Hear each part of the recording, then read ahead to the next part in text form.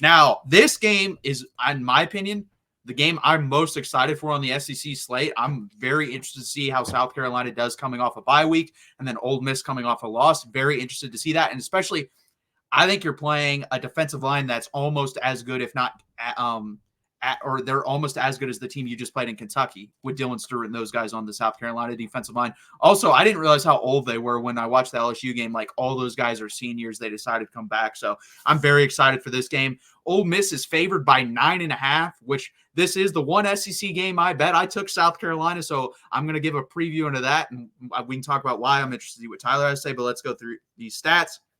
Mississippi or Ole Miss, even coming off the Kentucky game, is still 13th in the country with 40.3 points per game. They're still averaging 7.9 yards per play on offense, which is third in the country still. And then 5.5 yards per rush, which is 18th in the country, and 11.4 yards per pass still, which surprised me that's still up that high, and second in the country there. On defense, they give up 10.5 points per game, which is fifth in the country.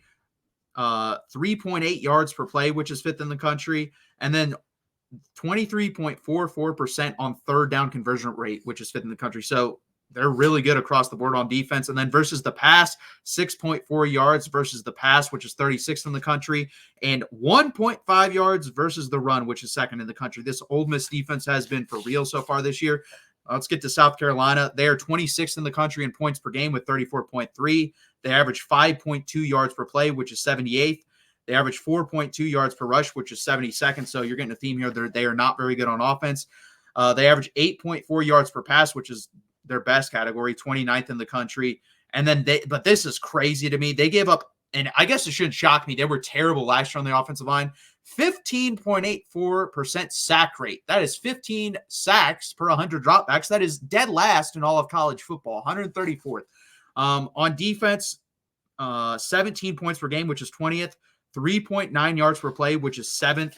3.1 yards per rush, which is 19th.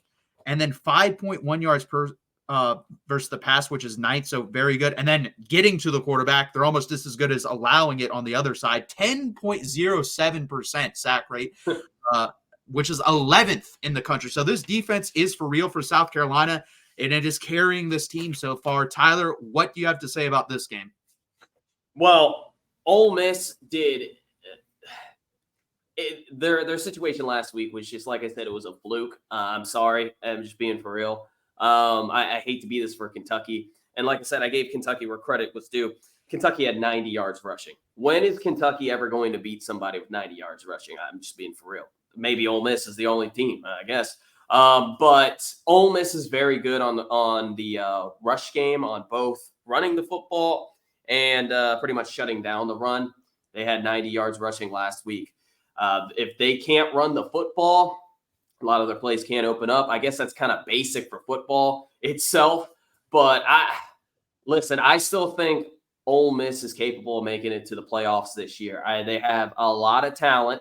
Probably, like I said, into last week, this is probably Ole Miss's best team that they've had in a very long time. And based upon talent, one of their most talented teams they've ever had. They have one of their best quarterbacks they've ever had in Jackson Dart.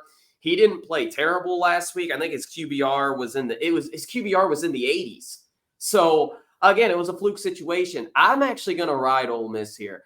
I'm going to give them the benefit of the doubt. I know South Carolina just had a bye week, but I don't know what South Carolina's record is after a bye week. Last year, I know they lost. I think the year before that, they lost. And then the year before that, I think they lost. So they might be 0-3. They're either 0-3 or 1-2. But look who they've played. 9 points. Here we go with the 9 points. 9's a weird number. 9 is a number I always stay away from. Whether that's 19, 29, 39, or whatever. Anything 9s I would stay away from because it's just a weird number. It's rare that a team wins by 9 or loses by 9 or scores 9 points. So I would probably not bet this, but I'm actually going to ride Ole Miss here to win this game by more than 9 points, 9.5. That is. I bet you this line's going to fall into the 6 or 7 points because people are going to be telling you how overrated Ole Miss is, and I disagree. I think it was a fluke situation. I'm going to trust Jackson Dart on the road in a very hostile environment. You got to give Williams-Brice Stadium some credit here. This is a top 15 place to play, in my opinion. This is a tough place to play. Very underrated. I give South Carolina fans credit where credit is due, but I don't trust South Carolina's offense enough.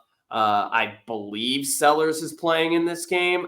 He was banged up against LSU. I think he played against Akron. They just had a bye week, so they're going to try to run the football, and I just don't see it happening. I got to give Walter Nolan, who's pretty much a lockdown, up the gut type of deal. If you try to run in between the tackles on him, he's shutting you down, and he just is. Watch the Kentucky game as well. I like Ole Miss. I think they win this game 34-17. Okay, so you would take the under then as well. Yeah. I guess so, yeah. So South Carolina honestly should be undefeated. They should probably be ranked at this point because they should have beat LSU. They kind of got screwed out of a couple calls there. And I think either way, if Lenora Sellers was healthy in that game, I think they win that game.